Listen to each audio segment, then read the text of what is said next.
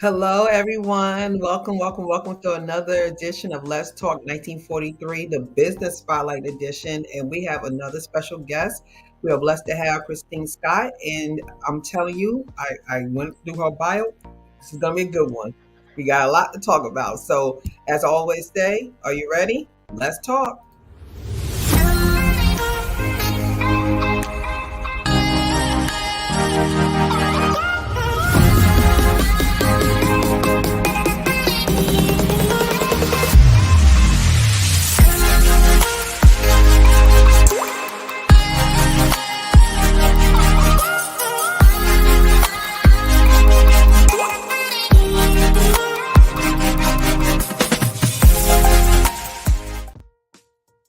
All right, welcome back. Welcome back. So let me do a formal introduction to Kristine Scott. She is a specialist in conflict resolution. So she helps people kind of deal with it and the steps to take to handle it better. So she had, and we're going to start this off. I'm going to dive right in, okay? So before I Perfect. do that, let me just welcome you. Thank you so much for coming on this platform. How are you doing today? I'm doing fabulous. Thank you so much. Oh, no problem, no problem. So, if you don't mind me kind of starting with your bio, I went through and she actually had started with AmeriCorps, and it was a job she took, and she was in charge of unhousing teens, feeding them, correct? And Correct. so you went there, 50 kids showed up, and then you had things after each other happening. You know, your purse was missing, people were screaming and howling, people were just unruly, and this is you walking into this job, right? So, kind of take us through that night, real quick, because I have so much I want to ask you. So, let's go through that real quick on what happened that night. Okay, yeah. AmeriCorps was paying me $975 a month to do this public service kind of a job. Hmm. And, I had some ideas that I was going to be Susie social worker from the suburbs. I was going to come Hmm. in and I was going to help these young lives. But my first night at Teen Feed, oh my goodness. There was a 14-year-old who had a big old mouth on her. She was starting fights everywhere she went. My food volunteers were hiding behind the table. It was that scary. and and I was about 10 minutes into this night and I just said, "You know what? This is not enough money for the type of grief I'm putting up with here." And I was frightened, I was from a small town. I had no idea what I was up against. And all of a sudden this big voice boomed out over the audience or the crowd. He just said, "Hey, little bean, knock it off. You're messing it up for the whole burrito." And everything got quiet and everybody got manners. And this whole room just completely changed in that instant. And that's when I said, "Oh, you know what? Maybe I'm not going to quit my job. I'm really curious about these young people. How do they have this accountability towards each other?" Hmm. So Wow. I actually showed up the next day. And then you said somebody took your purse. So did somebody like swipe it and you never seen Hmm. it again? Nope, nope. I later got my wallet without the cash in the mail. Purse ain't Some nothing's in somebody, it. yeah, yeah. But my So they give AD you and yeah, so my ID and my debit card came back to me. But yeah, my money was gone. and you know, and I'm like I'm a believer, I'm a Christian, and I believe that those type of situations are for you to grow Hmm. and for you to realize your purpose is bigger than yourself, and it took Hmm. you out your comfort zone and stretched you. Completely, completely. And it put me on my butt enough for me to listen to God and say, "Oh, I thought I came here to teach these young people something, but maybe I'm here to learn from them." Yep, yep, that's it. That's it. Hmm. You know, you bring your skill set, but it's for you. Sometimes he put you in a situation that looked like you supposed to be the savior, but he put you there because he needed you to grow to do something else. But he knew you Hmm. couldn't get there until you did this because Yep, you wouldn't be able to have the right set to go somewhere else and do this, right? exactly. Because imagine if you didn't go through that and then did what you was doing now, you wouldn't Yeah, have there's to no understand. way. There's no way. I hated conflict. Conflict scared the bejesus out of me. Wow, wow. And so from this night, you went back and then you started getting love for dealing with conflict? Because first Yeah. night you were scared, the employees were hiding behind desks. So now, how did you get your employees to get from behind that desk and get them to, work with you after you kind of got that aha moment? It took me years, honestly, because I had to work through my fear about conflict. And this is what Mm-hmm. happens to us. We go either too big or too small. Our Mm-hmm. body gets overwhelmed, floods us with all these chemicals, and then we get like really like a wet noodle or we get super aggressive. Mm-hmm. Um, and I kept on screwing up and doing that. And finally, I stopped doing what I was doing, stopped listening to my biology, and started watching young people because their lives had much more conflict and much more threat than mine did. Mm-hmm. They're living Yeah. outside, so they're dealing with stuff that's much more real. And I watched them handle it without getting nearly as freaked out as I was. and so I thought, I think I need to keep on listening and learning. Yeah. I think with us, getting older is a beautiful thing. We do gain wisdom in most cases when we learn through our mistakes, but it does Mm-hmm. give a downside. We get complacent if we get to a certain point in life that life is a little more easier. We don't have to really, work through stuff. We kind of get what we Mm-hmm. want, and then we kind of forget where we came from when it comes to stuff like that. Because Yeah. younger people don't have the wisdom, but they have risk takers because they think they Mm-hmm. superwoman, superman. They don't think that nothing can happen to them, so they go, "Why not try?" Hey, you know what? We think so Mm-hmm. hard and we talk ourselves out of stuff so much. So when it comes to the conflict portion of this, you have a conflict with someone. Walk me through the steps of handling a typical conflict situation. Yeah, so the first step is de-escalating yourself so that you're not having that mammal kind of response mode where you're getting Mhm, too aggressive or you're getting too passive. mhm, Our biology tells us to do that, but we have a choice whether or not to listen to our biology. So I started training all of those staff and volunteers how to hack that biology and not go into that fight, flight, freeze mode that is so common. mhm, Um, the other thing we have to do is we have to be more aware of our emotions. A lot of people have big emotions and won't even admit that we're having them, mhm. right? Yes. So, so we have to like go, oh, okay, I'm feeling really fearful right now. It's probably not the best time for me, to talk to my sister-in-law about how she better not bring that potato salad that is going to be a controversy. Right? So we have to like learn what is my skill right now. It's just like Mhm, CPR first aid. We cannot enter the scene if it's not safe. So if we're feeling all that overwhelm, we can't step into the conflict. You got to take mhm, care of yourself, be kind to yourself first. You can't have big emotions, you can't have that mammal thing going on, and you mhm, have to be really clear about what is it that I want from this conversation? What is it that I want to move this relationship forward? If mhm, we're there to win and I just need them to learn blah blah blah blah and understand my agenda, that is not going to be resolved. That is not that is not conflict resolution. Conflict resolution is how can I increase trust with this person and how can I make sure that whatever it is that's happened between us isn't going to happen again. I get to have a boundary without having to like rub their nose in it. So that's a balancing act right there. What you just Mm-hmm. said is a balancing act because you have to you want to get your point across of how the person is making you feel or how the person's not, whatever the situation is that you're not pleasant Mm-hmm. with them with. So you balancing Mm-hmm. that because you got to get that across. But yet you're doing it in a way that you don't want the defenses to go up because when you come at Yep. people a certain way, they Oh build this yeah. wall They quick build and that then you get wall. defensive Yep. and they're popping back at you. And now we forgot why we're here. Yep. And here's a trick to that. If I just said to you, wow, Regina, I could hear you so much better when I'm not getting yelled at. I just have a problem with getting yelled at. Mhm, It's about me now. I'm talking about my boundary, about my mhm, weakness or whatever you want to call it, that I don't mhm, like people yelling. mhm. I'm not saying that you're doing anything wrong. That's And true. and so and so that's that balance that you're talking about. Like how can I set a boundary without calling them bad or calling them wrong?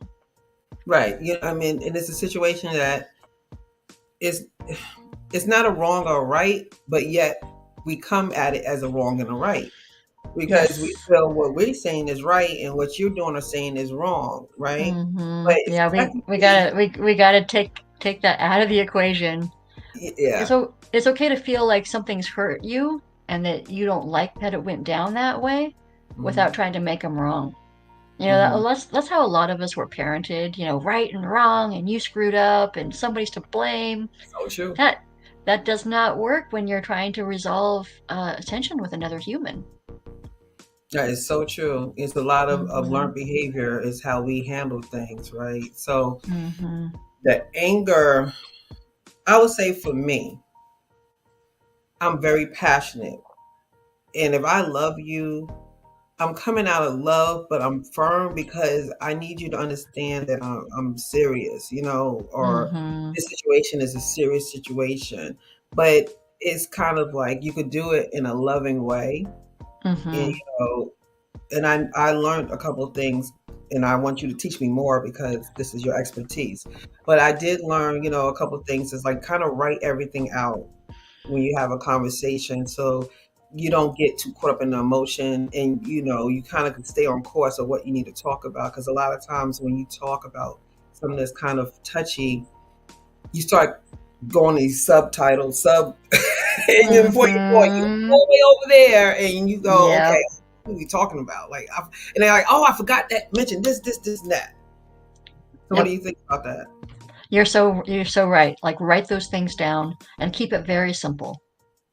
And when they want to deflect or get super emotional or look like they are kind of hijacking the conversation, just know that that's part of a normal defense system, right? Like Oh. I'm a little uncomfortable. This person's asking for a change, and I don't know that I want to make that change, right? Hmm. It's okay. Hmm. Just like, yeah, I really appreciate that we're going to both reach towards this thing that our relationship needs to have a healthy and bright future. You know, Hmm. like that you are assuming that they want that too. And but you're very clear that for our relationship to have a healthy and bright future, that behavior is not going to work for you. and you know what that was just the best way of saying that. The whole premise of this conversation is I want us to thrive and I want us to grow and for us to Mhm. be there we have to have this conversation because it's going to be problem if we don't and I Mhm. love you and I want this to get resolved because Mhm. I don't see you without you in my life kind of thing. Mhm. So when it comes Exactly. out like that, it comes out like, okay, let me listen because if that's what you feel like, I don't want that to happen. So let me listen to Mhm. you and then maybe we could be okay. Mhm. So that's a good entrance. That's a good subway to go into a conversation to say, Exactly. this is what the problem is, and this is the goal of this conversation. Mhm. I like Mhm. Exactly. Exactly. It's about connection. it's about If I can't deepen my connection with you because we haven't resolved this thing, then it's just going to keep on being an issue. It's going to be a block and a barrier between us. I don't want that. and sometimes the other person don't even know this is happening. Mhm. A lot of Yeah. it is basically I think that's mostly everybody conflict. The other person Mhm. doesn't know what's happening because you're not Mhm. expressing it. So Yep. you can't go in upset because Yep. how you upset with someone they don't know what's happening. You can't you're upset because you angry at yourself for allowing it to happen that long. Ooh, you nailed it. You are exactly right. You know, Hmm. I got in the habit. I was running a shelter for many years, and I got in the Hmm. habit of every time I thought somebody was mad at me or just kind of poopy in my direction, I got in the habit of leaning in and asking them, "Hey, what's going on?" Blah blah blah blah blah. 90% of the time, they weren't mean mugging me because of anything I did, anything I said. It wasn't even about me. They were just having a bad day, and I was reading into it and making it all about me. Ooh. Normally, when we ask, all of our insecurities are not proven correct. Right? We're the ones walking around with that great big old like kind of difference between how we fear we are and how we Hmm. really are. Hmm. You are so right. Christine, let me tell you, I read the Four Agreements. Mm, And that's one of the agreements. Do not assume. Yep. Do not assume. We assume everything. I didn't realize how much I did it until I read the book, and I was like, almost like 80% of my life is assumption. Like really, because you're taking a situation and you didn't ask the person what the problem was. And like you said, it could have been like, oh, the dog ripped up my shoe this morning, and I'm sorry. You're like, oh, I thought you were mad at me. No, why would I be mad at you? You ain't did nothing to me to be mad. So when you do that, that's telling on yourself that your insecurities are popping up, because you're thinking and my insecure. Well, I had insecurities. I'm working on it. Like I think it's always a lifelong thing you work on. A people pleaser, and I am, I'm in that person that always wanted to make sure everybody liked me. So I stayed in that mode, not want to rock the boat with no one, because I didn't want them to get mad at me, because if you did that, I didn't know who I was. So if I didn't know who I was, I got to live it through you, and you got to like me, even though I didn't like myself. But if I lost that, I don't know what's going on here, because I don't know that for me. See what I'm saying? So Oh, you are so smart. You got this down. Yes. Oh my gosh. Yep. This is majority of people walking this earth is like this. Yep. And we're expecting this other human to be our mirror, that we're somehow okay, and we haven't done that for ourselves. Miss Scott, man, you hit it. That's exactly what it is. We want people to do it for ourselves. That's why we do that. Like, oh, what's wrong? And, this and that and this and that. Because either we want to be that savior, or we want to clear to say, it's not me, right? I didn't do nothing to you. So what are you talking about? What are you talking about? I'm not even mad at you. Well, you looked at me, rolled your eyes, and like, I did not roll my eyes at you. You had nothing to do with this. So what do you call when people make it about themselves? What's the word you want to use for that? Is that like entitlement? I think it depends on the situation. I know when I'm having a bad day, everything's about me. Right? And I think you said it best on one of your other podcasts, is like, you judging other people is just a reflection of you judging yourself. When you're not feeling good about yourself, everybody else sucks too. It just kind of goes together. But you make that a lifestyle. That's a lifestyle. Like, you know how you always say, oh, he just grumpy. Oh, she just mean. Like, and they go through life mean and nasty, or just always finding something wrong. Like, always something. I don't like this. It's because you don't like you. And when you don't like you can't like other things, because you got to love you first. And when you don't, it reflects outward, and it goes into, like they call it in the book, black magic, in the 4 agreements. You spew out black magic everywhere, and it's contagious. Yeah. Because just like you said, going back to your first night, right? If you did exactly what your body told you to do that night, you would not be where you at this moment. Like, you would not be there, because your first reaction would be like, I don't need this. First of all, you're not paying me enough for this. Second of all, I think my life is in danger.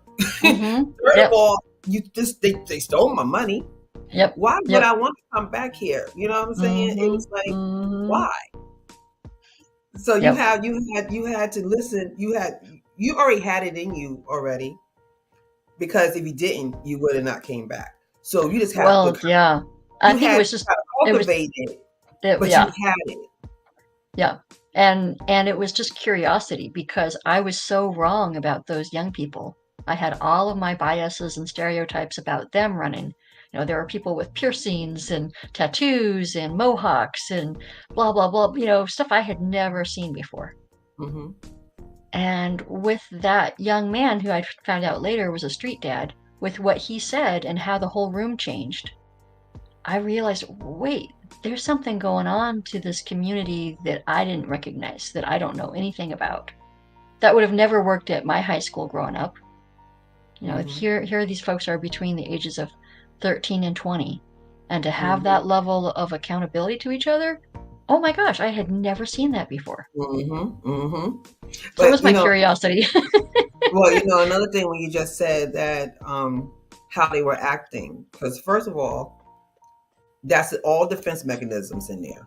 Mm-hmm. All those kids been hurt over and over and over. They've been promised over and over and over. So when you come in there, yeah, you look like you know, but I've seen this before. You're gonna come in here, you're gonna see. So let me help you get out of here quicker. So let me act up so you can go ahead on and just get to the next Mm-hmm. place because you're not gonna stay. I don't want to get Mm-hmm. attached because I know you're gonna eventually leave. So let me go Yep. ahead and speed up the process and do Yep. all this stuff to get you out of here. That's Yep. what most people do because they scared. So Mm-hmm. Mm-hmm. it's Yep. up You to are exactly right. That's what I noticed Mhm, as I started to get to know street culture better. I would have mhm. volunteers come up to me and say, "Wow, this is my second month, and I'm noticing everybody's flipping me a lot more crap. Like, what is going on?" I said, "Oh, they're just testing you. You have displayed Mhm, something that they're curious and interested in getting to know, and they want to make sure you're legit, that you're going to stick around. So mhm, you're kind of getting socially hazed right now by the street mhm. community." Oh yeah, yeah. They're gonna because they need to. They want to build trust with you. And see, and that's Mm-hmm. another thing. If you're not ready to take on this responsibility, don't because what happens is if they do get attached to you, you just the next person is gonna hurt them, and then another Yeah. other person behind them gonna have to even deal with way more because of Mm-hmm. what you said you're gonna do, you didn't do it. So Right. I Right. total you for you going back and for you to look past you because it was bigger than you. It's so Mm-hmm. much bigger than you, and you saw that it had nothing to do with you, and you stepped out of your own way to make this happen. And look, all these years later, and these kids are grown now. Oh yeah, yeah. As a matter of fact, I'm still in touch with that young man who was a street dad. His name was Little Bear, and Oh, his life has moved on and done like wonderful things. Just um, I learned so much from those young people. and Yeah. that's beautiful. I love to hear that. And we all can Mm-hmm. learn from each other in general. Just youth or even just us as adults. We can learn a lot from each other. We just, like you said, the steps you gave. If you just kind of go, okay, my ultimate goal is this. This is what I want out of this. So let me handle it like this, so could get some, we could get some productivity out of this. So we won't, Mm-hmm. like you got to talk Mm-hmm. yourself. You got to, because it's Yeah. like something you have to learn. Right. You got to Right. talk to yourself. Yep. And like you were saying, Regina, about that piece of paper, write down on that paper, what is my non-negotiable? What is the thing that Mm, I cannot be okay with? It crosses a boundary for me. And it's not about that person, it's about anybody doing that behavior. mhm. You can love the person and not like the behavior. Those are two separate things.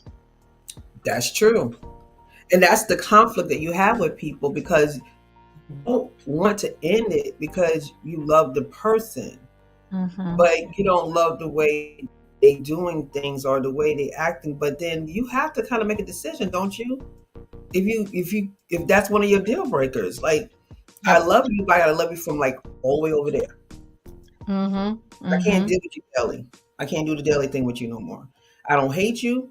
I'm so in my healing process. I'm so far that I will never hate anybody. I never Mm-hmm. did anyway. I never even used that word. My parents always was like, you don't hate people. You don't, you may don't like them. You may leave them alone. But you got to make that decision. Is it worth the homework to deal with someone who Mm-hmm. probably need to learn how to deal with themselves, and they putting it on you to deal with them? Yep. Yep. That makes a lot of sense. Mm-hmm. This is so beautiful. I love this conversation. Conflict. And it's so hard. It's so hard Mm-hmm. because when you deal with someone, it's like when I deal with conflict, I'm getting better at it, but I get like my heart race. Mm-hmm. I Yep. feel like, oh my gosh, like after the conversation starts, for a minute, I'm okay. But that initial saying, hey, I need to talk to Mm-hmm. you. That part, because it's going to change the whole mood. Because if you talk to someone and they're like, hey, da, da, da, da, you're like, okay, hey, yeah, cool. I need to talk to you. And then it's like the mood go, okay, what's going on? What's wrong? And then, It you gets start feeling serious. like Yes. one bad person. Yeah. Yeah. Yeah. And it's okay to say, we have this great connection going, and this is just my opportunity to like kind of invest in that connection a little bit deeper. Are you with me? Mm. Right? Oh, When you say something like that, people are like, "Oh." Okay, so it's serious, but it's not like heavy. Hopefully, it's more like this is just this is just a little fine tuning. I like how you lean And in though. You just leaned in on that one. mm-hmm, You said, "Are you with mm-hmm, me?" You leaned in. mm-hmm. I Yep, saw that. yep, That's welcoming. yeah. That's a good tool to say. Mm-hmm, Hey, I think we got a little tweaking to do. I love you, and I just want to kind of talk about some things to better our relationship because I just want us to be the best that we can be. And then mm-hmm. go in. I Yeah, like that. See, yeah. yes, I just learned what to do. Perfect. Then everybody That's watching. right. Look, everybody watching. Like when I say, "Hey," like, "Oh, she gonna use that." I saw it on the show. Watch out, watch out. I love you. Are there any specific situations you want us to untangle? Well, part of it is dealing with that opening Mm, of like get into that conversation. Another part is, you know, in the midst of I've been through a lot of transformation in the last 3 years, and I'm keep mm-hmm. evolving. But in this process, it was hard for me because I was a people pleaser. So when you're a people pleaser, it's hard to let go of people Yeah, the way I need to, yeah. and I know it's holding me back from being the person I need to be. Mm-hmm. Because I am learning to deal with, like, I'm meeting new people, I'm meeting more like-minded people, I'm getting into different circles now, and then when I'm there I feel so like, oh, this is amazing, because the Yeah. people have the same mindset as me and being like on the grind and giving back. I have a nonprofit, so like I'm making it bigger than me. Mm-hmm. When I Mm-hmm. started out, it was more about me, Mm-hmm. and now it's being like I'm getting like I know my assignment. It's Yep. not about me, and Yep. I got to do stuff. But in the interim of that, I have um open ends I need to close up, Mm-hmm. and I need to Mm-hmm. do it not the cowardly way. I need to talk, Yeah. and I need to express because these same people will do it to me with no problem. Mm-hmm. But it's Mm-hmm. me that had the problem doing it with them because of my issues being a people pleaser. Mm-hmm. So that's my thing. Yep. I have conflicts with several people, and it's not their fault. I Right. allowed it to happen. I built the Yep. monster, but I Yep. have to let you know that no longer I could do it no more.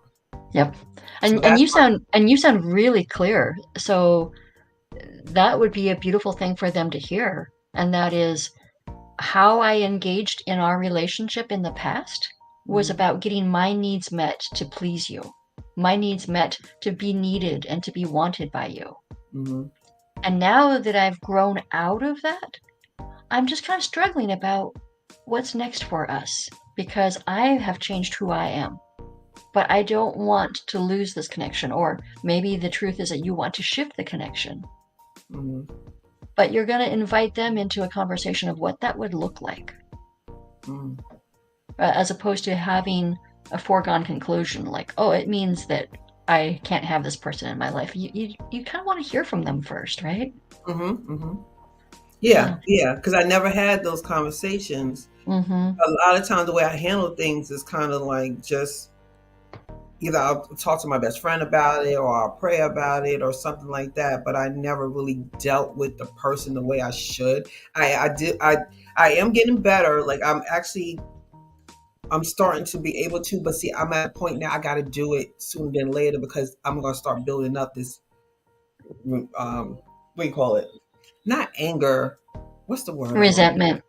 Thank you. Resentment. Mm-hmm. Resentment when Yeah. it's really not their fault. Mm-mm. But You're so I'm smart. mad at me for allowing Yeah. it. So when you wake up, you know how you Mm-hmm. get that awakening. Yep. When you get that awakening, you look around saying, "I was an idiot all these daggone years. Like I allowed this to happen to me, and it's not their fault. They're Mm-hmm. only able to do what you allow them to do." So, Mm-hmm. but I'm mad at myself for not realizing it sooner. But I understand God's plan, and a lot of times His plan is going to be divine ordered, and you can't Mm-hmm. be mad about it. It is what it Yep. is. It happened the way it's Yep. supposed to happen, and I am where I'm at, where I'm supposed to Mm-hmm. be now. Mm-hmm.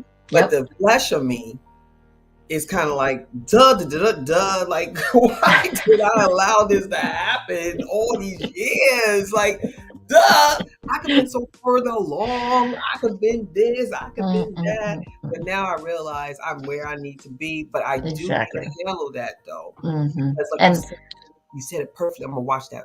You said it perfectly. It's not hmm you, it's me.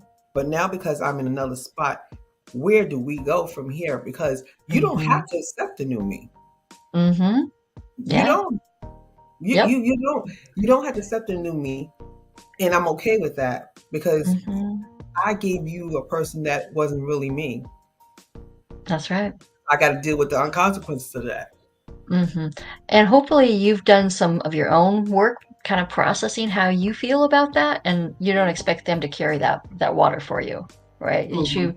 That you walk in like already having grieved that you spent some time on the wrong path.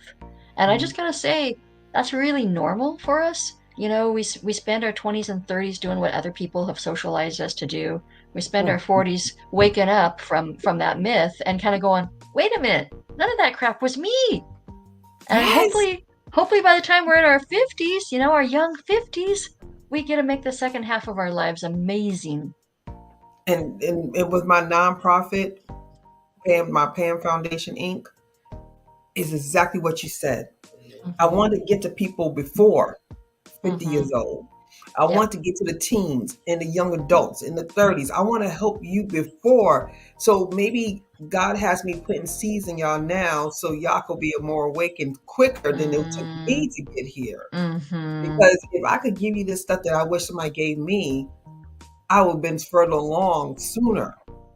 Right. But I knew I had to be where I'm at. But maybe I'm that person for you. Maybe I'm that vessel to plant the seed so you could see this Hmm. sooner and at least have a better start than I Yep. did. Yep. That's so true. I think about all of the crappy messages I got about being female, for example. Oh my Mhm. gosh, if I could not surgically implant that in my daughter, how great would that be? Exactly, exactly. I told my kids, I said, "Oh, I'm so sorry, y'all. It would have been a couple years earlier, but hey, you got it now." I Hmm. tell them, I said, "Listen, this is what I did." Because my son, one of my twins, is just like me. Mm, He takes on everybody's stuff. He mm, keeps it in, and he feels that he got to save everyone. He has hmm. that. It's honestly from me. And I keep Yep, telling him, like, you don't have to save the world. You just gotta, yep, you can't put other people's problems on you. If that's what they're going through, you be a good support system, but that's not your responsibility. It's a thin line. You're too young for that. You're yeah, 18. You're too young to take on all of that. You need to yeah. direct them to a helpline or counselor, and Hmm. you be there. And Hmm. we know why they're going to the counselor, but you're not the counselor. That's a whole nother ball of wax. That's right. That's Yes, right. yeah. So I get you. This is Hmm. wonderful. I'm so happy you joined us today. I'm so, Yeah, so happy thank you you. joined us today. We're going to have to put you on one of my live shows and really get some people on and we could really, really talk because this is needed. This is so Hmm. needed. And there's a lot of people I Hmm. know that do not know how to handle situations and they take it and they get real nasty and mean and Yep, that's why you see all these fights everywhere. Why yep. everybody fighting? Because they don't know how Hmm. to solve their conflicts. Right, right. And you know, your woman who screened me, Julie, Hmm. super, super smart. What she said, I wrote it down, it was so brilliant. And she said, we are not as divided from each other as we are disconnected. Yes, Mm-hmm. yes. Mm-hmm. We just disconnected. Yep. We just disconnected, and that is solved by conversation. That's just solved with a conversation. We don't, like you said, the assumption is the biggest thing. If we stop assuming what people are going to say or how they're going to react Mm-hmm. or how like just do it and stop trying to figure out Yep. everything. Yep. Yep. Just That's talk to the them. just talk to them, and then it probably is not going to be as bad as you think it is because maybe Mm-hmm. they needed to hear this. Yeah. Yeah. Maybe they needed to hear this. So Mm-hmm. we're going to have you back, right? Perfect. I like that. I so enjoyed you. So before we wrap up today, can you give our audience a final word or something you want to close out with? Oh, well, I just want to thank them for being such good listeners and also to offer that I do a 30-minute consultation with folks for free and they can find me through my website. I am really passionate about that mission of connecting people with each other and not letting them be so separate. I know, and so I make. If you look on the bottom of the screen, ladies and gentlemen, you will see Miss Scott information scrolling on the bottom there. So it's Seattle Conflict Resolution.com. So if you Thank reach you. her website, she'll be able to give you that free consultation, like you said, for 30 minutes. It's free. Hmm. And hey, if you got a good match, then there you go. You can go ahead and work with her, and she'll be able to help you. If you just listen to the conversation today, she helped me just in this little time to realize how to do an opening when you deal with conflict. So imagine if you work with her, she will be amazing.